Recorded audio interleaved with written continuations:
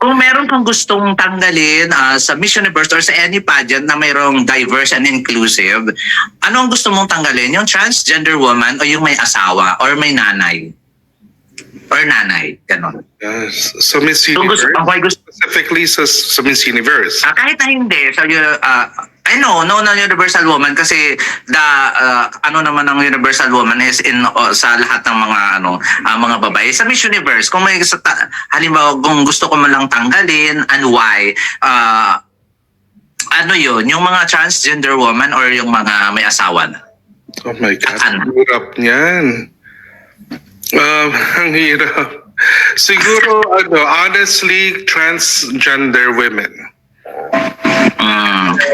May sarili So we love them. Yeah. Wala naman akong masamang tinapay sa kanila. Yeah, wala. I have nothing against them. I used to, yun yan, nagka-pageant na rin ako ng mga trans at saka mga gay.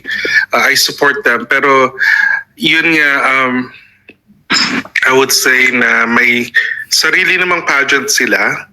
Like yung Queen International. Tama ba? Queen International. And ano na yun prestigious na rin yun. Diba? So mag-focus na lang sila doon. Sa Miss Universe, I don't know, siguro kapag buhay pa yung lola ko, maluloka siya. Hindi pa payag yun. Siguro inatake na yun. Oh. Actually, sir, actually, Primo, ang transgender woman inalaw ni Donald Trump noong 2012. Tama. Siya naman So, tapos bago nila inalaw yung mother. So, matagal lang inalaw talaga ang transgender woman dahil ayaw tanggalin ni Donald Trump ang swimsuit competition sa Miss Universe kasi laging may nagrarally kung saan saang bansa nakatanggalin ang swimsuit competition pag yurak sa mga kababaihan. So parang ayaw ni Donald Trump. So talagang ipinasok na yung mga inclusive chinemi route. Kaya yung unang niyang in-approve ay transgender woman. Tapos pinagbibintangan ninyo si Kunan. Napakalayo na nun. Si Donald Trump na yung nag-allow nun. Nag-allow sa Miss Universe na hindi na pwedeng tanggalin. Na hindi na, kung sino man yung may-ari na parang feeling ko pag tinanggal ng bagong may-ari yan, magkakaroon ng controversy man pero babalik yung standards.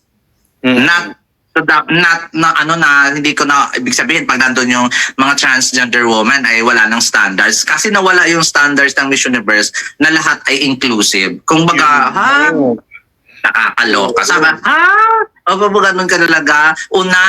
Lahat, kung baga wala na, di ba? Lahat na lang pwedeng sumali kung nawawala yung standards ng beauty pageant. Na-compromise yung quality. Yeah. So yung quality nawala na. Yeah. So, ayun, ang bonggang-bongga. So, ako din, siya din, yung transgender woman din tatanggalin ko. Kung, if ever man, kung ako kung may tatanggalin man ako, pero wala tayong kapangyarihan yun. Siyempre, hindi naman natin organization yun.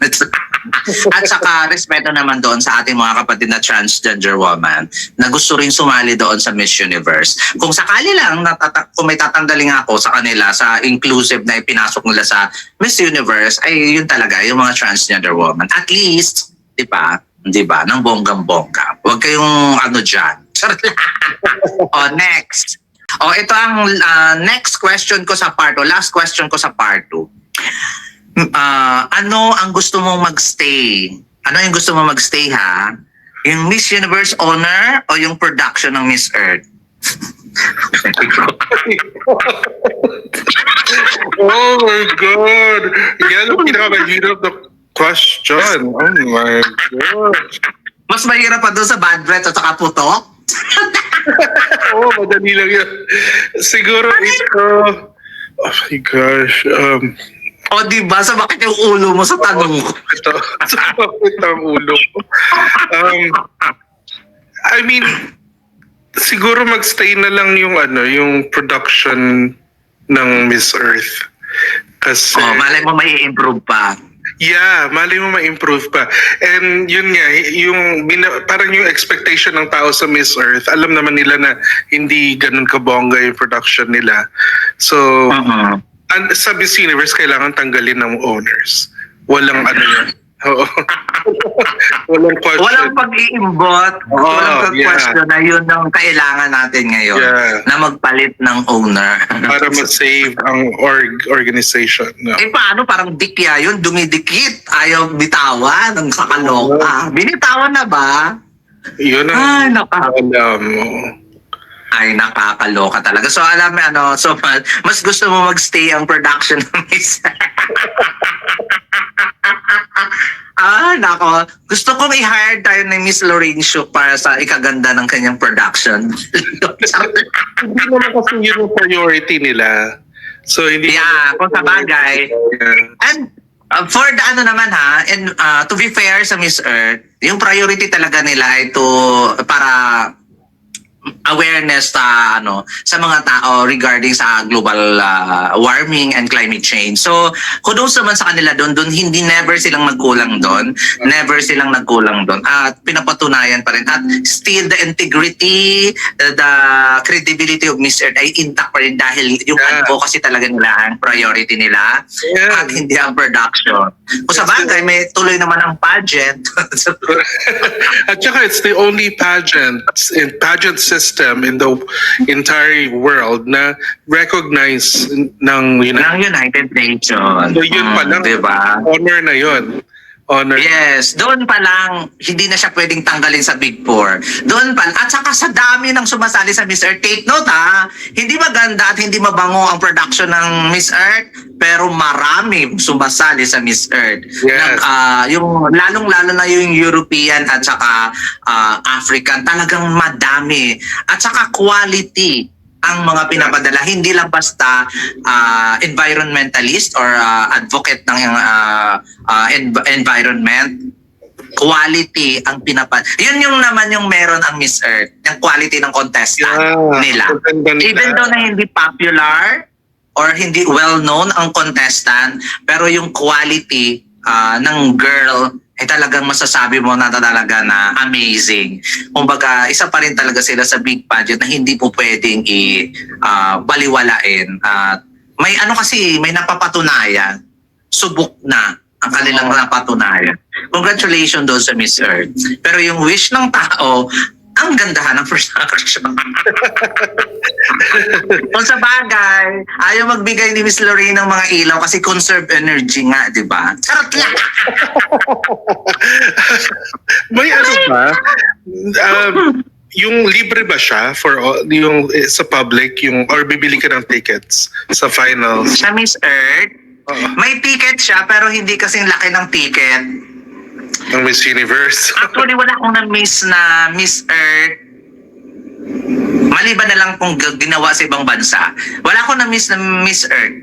Maliban pag ginawa sa ibang bansa, kagaya noong 2015, 2011 yata. Wala pa akong na-miss. Nandoon ako lagi. Merong ticket, pero hindi kasing mahal ng mga Miss Universe at Miss Grand na nag-uumapo ang ticket sale. Parang yung price nila ay parang parang local pageant, Binibini, Miss Universe Philippines, parang ganun lang sila. Oo, Hindi so sila doon. Yeah, doon mo makikita na hindi talaga priority ang kumita. Alam mo yan? Yeah. At take note, Primo, unlimited lamon ang may ticket. Wow, buffet? Yes. Wow. Buffet. May kasali sa ticket ang buffet. So hindi nila priority talaga yung kita. The priority is the advocacy. Yeah. Ano naman yung pagkain? Yung mga crickets o gano'n? Ay, ang sasarap ng pagkain nila. Nandun lahat, may chicken, may beef, at lahat ng mga matamis, lahat ba ng alam mo yung dessert? Ng Filipino dessert, at kung may iba-iba mga ang dami. Kaya last time yung Miss Earth Philippines, ay puryo gobo, gusto kong iuwi, kaya na hindi pwede. Kasi ang daming sobra. Wow! Pinakain ka na nga. Ayun. General admission ba yun? Or kahit basta may ticket ka, pwede kang mag-buffet? Yeah, kasi naman sa ticket, ano ba tawag doon? Nakasali. Lalong-lalo na pag Pero kung mga super VIP ka na, malaki yung babayaran mo na ticket, parang unlimited ka. Unlike doon sa pinakamurang ticket mo, parang once ka lang pwede. Halimbawa, once lang yung drink mo, at saka once ka lang kumuha ng, once ka lang kumain ng lapa, kaya kailangan punuin mo na agad yung pinggan mo, kaya sa magutom ka. Kasi,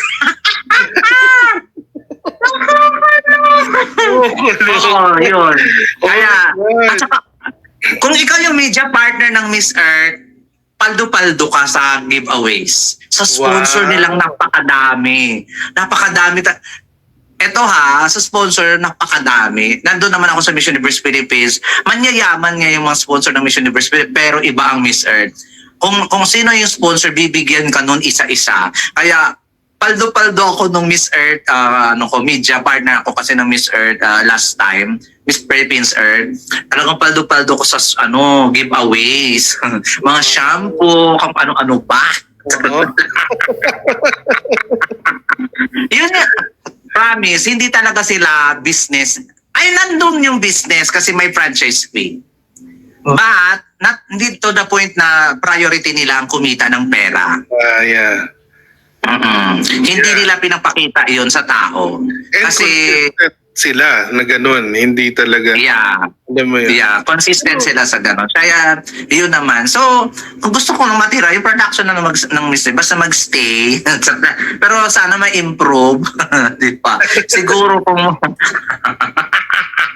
nakakaloka. Ayun.